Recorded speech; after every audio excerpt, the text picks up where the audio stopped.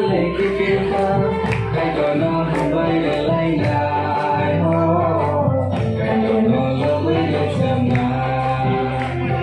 những gì cái ta phải khá ta không có lệ khi phiêu thơ cái cờ nó không bay để lấy ngài cái cờ nó lỡ với được xem ngài.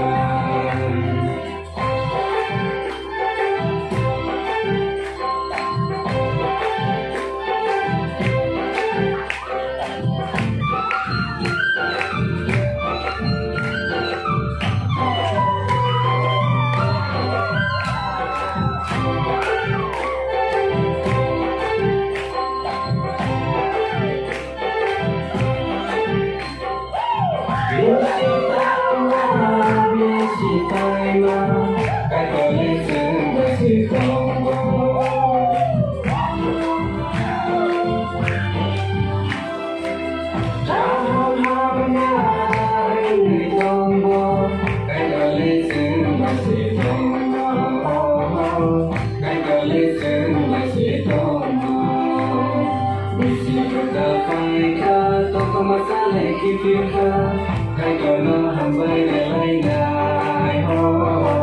cái cờ nó lỡ với đến xem ngài vì gì cứ ta phải khá tôi không có sát lệ khi phiêu thơ cái cờ nó hầm bay để lấy ngài cái cờ nó lỡ với đến xem ngài.